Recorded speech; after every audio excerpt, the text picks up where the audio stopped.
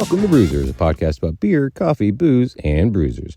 I am your host, Rody John, and today we speak to Sean Kidwell with Cowtown Brewing Company out in Fort Worth, Texas.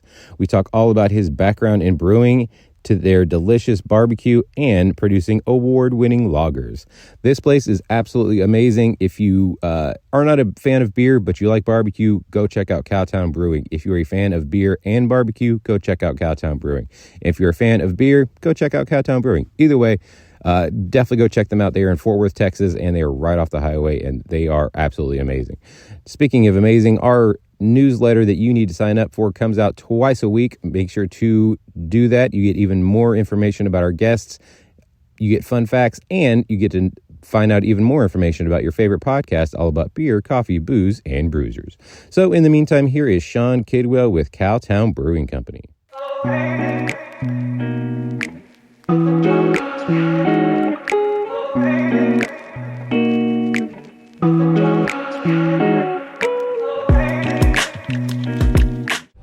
To welcome to the show Sean Kidwell with Cowtown Brewing Company. How are you doing today, sir? Pretty good, thanks. How are you? I'm doing well. Thank you for having me here. Yeah. So what is your earliest memory of beer? It's actually a very clear memory. When I was in the 5th grade, my parents drug me to a big Polish Catholic wedding. Oh, wow. And the reception was in a VFW hall. When we got there, the entire perimeter of the hall, every 10 feet, there was a keg of beer iced down in a trash can. Wow. And me and about, 6 or 7 other kids my age started running around as kids will do in those environments. And we found out behind the hall another 20 or so kegs that were iced down. Jeez. Complete with cups. And we got into the beer, and I've had a love affair with beer ever since. So you probably got some actual good beer as opposed to most people we get raised on the Coors Lights, the Bud Lights.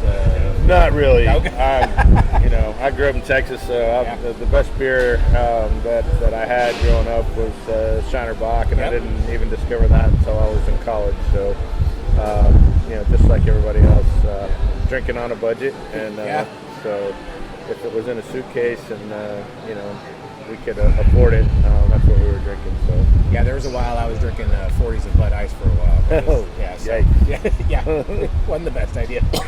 Well, from there, what was your gateway craft beer? Because you grew up, tasting that beer early. What was the one that you're like, oh, I get it now? Yeah, so I got transferred out to Northern California back in 2000 for work, to Sacramento area specifically.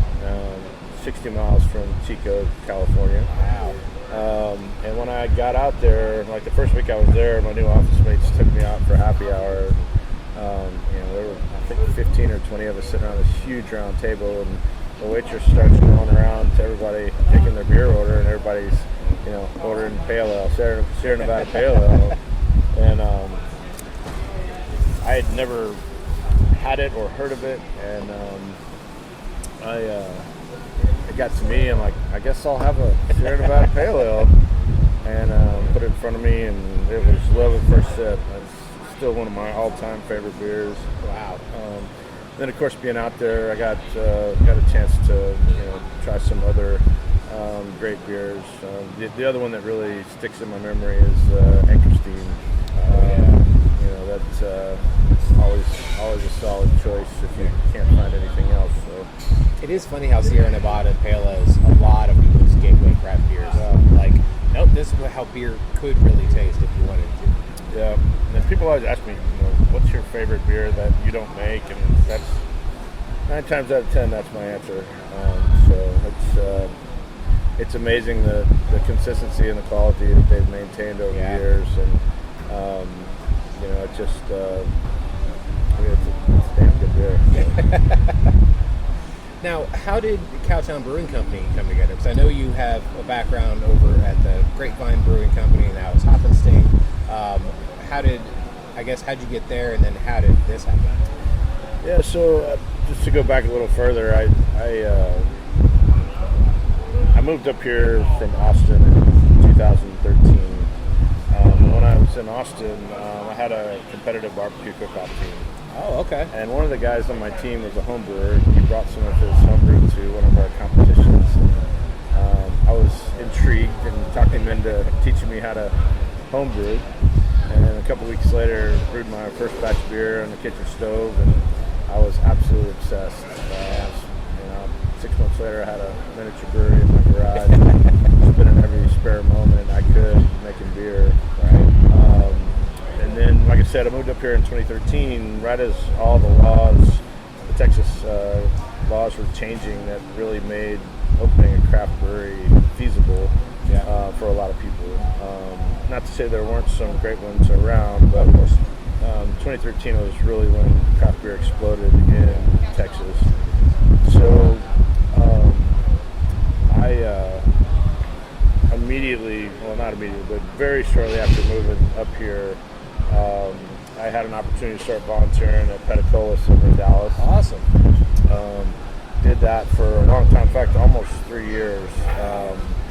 And not so much on the production side, but more in the tap room and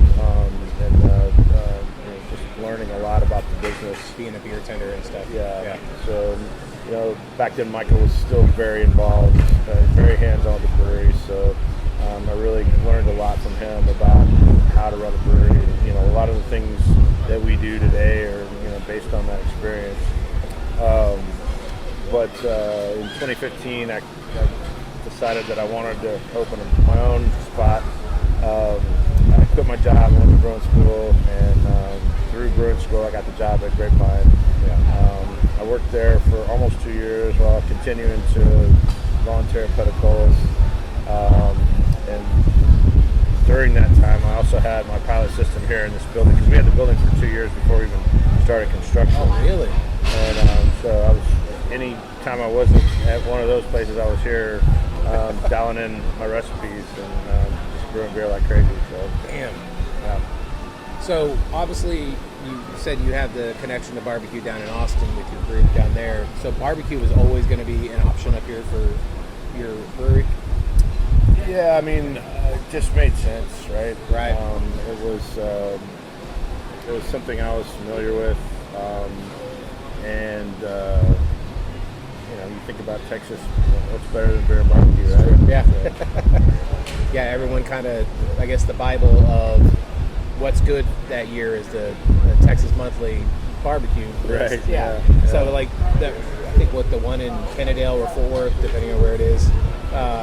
I never even heard of it. Didn't know it existed. Talking about Goldies? Yeah. And then all of a sudden it's number one. Yeah. And I was like, wait, how have I never heard this before? Right. Yeah.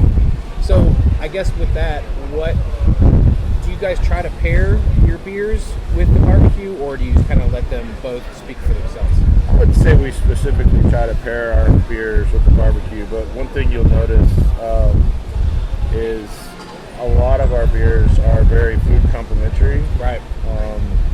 We almost exclusively brew lager styles here, and we try not to put a beer out that I would consider a palate wrecker, right? Right. So, we do have a few that are a little difficult to eat food with, but for the most part, our beer just naturally pairs with food in general, so it makes it real easy to find a beer that you like and still be able to enjoy the food. So. Sure.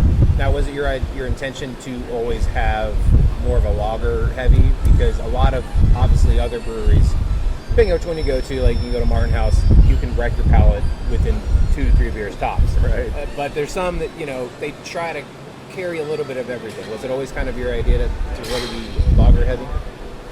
So I wouldn't say initially that was the intent, but early on as a home brewer, I gravitated towards making lagers because it was challenging, right? A lot of brewers either don't have the space or the time or whatever it may be. The patience, really, because lagers take a while. Right, yeah. And to me, it was, you asked me about my gateway beers earlier.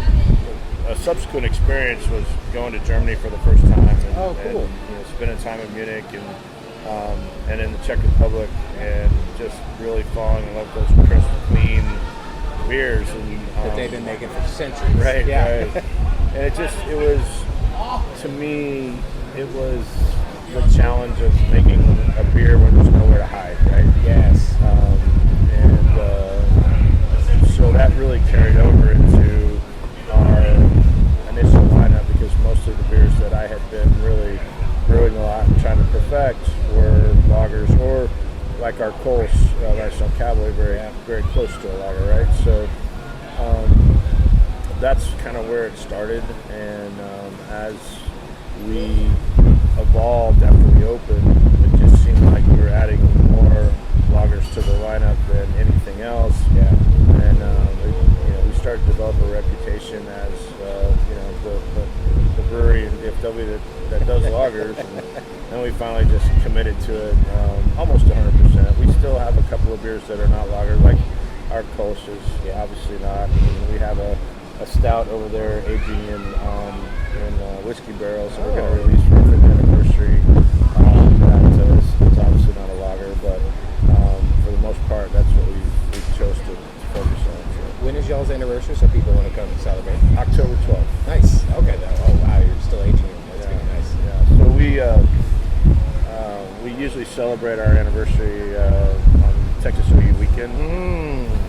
Because that was the actual weekend when we first opened, so I don't know exactly when that. I think it's, I don't know, whatever Texas OU weekend is. That's when our big party will be. So. Okay. Now, obviously, coming from Austin, are you more of a Longhorn fan? I am. I graduated from the University of Texas. Well, then there you go. Okay. Yeah. And my wife went to OU, so that weekend is always a fun one for us. Nice and challenging together, but then you guys get to celebrate this, Right. which is better. Now, what is it about the lagers? Because you said once you started really brewing them, I've had this conversation with multiple brewers that if they go to a different brewery, the first one they're going to try is the lager, because they find out if they just have it on the menu or they actually know what they're doing when it comes to craft beer. And then also there's the pendulum of the craft beer scene, where we've gone all the way to tilt when it comes to, I always bring them up, but it's Martin House, because they'll come out with some crazy shit. Yeah. Their basics are great as well, like their IPAs, their stouts, even their lager they put out was amazing. And then, but a lot of the craft beer scene is really going back to the lagers, because, again, like you said, you can't hide anything in them. It takes patience. Also, you guys are here on a regular basis, and you guys aren't going to drink 8, 9, 10, 13% beers on a regular basis, because you still have to function. Right. So the lagers make more sense because they're more sessionable. They're usually, the highest one you might get is like a 7 at best. But for the most part, they're around the 5 to 6 range. So do you feel like, do you see that in the trends when it comes to the craft brew scene, when it comes to lagers?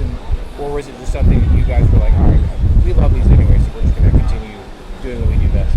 I think it was more about the latter, right? I mean, this is what we're passionate about. This is what we like to drink, and we feel like we are pretty good at it, so that's where we want to focus, right? And I think it's a bit of a misnomer to characterize lagers as exclusively sessionable beers, right? Sure. So we have one up on tap right now. It's a 9.5% double India Pale Lager. Right. That packs quite a punch, and we make a Doppelbock in the fall that's over 8%. We have a wee heavy that we brew as a lager that is up there as well. But going back to your original question, I can't remember the exact numbers, but at some point the craft beer market share peaked. Yeah. I think it was around 20% of the overall beer drinking population, right? Or overall beer sales. And when you think about that in terms of growing your business, there's 80% of the beer drinking population that craft beer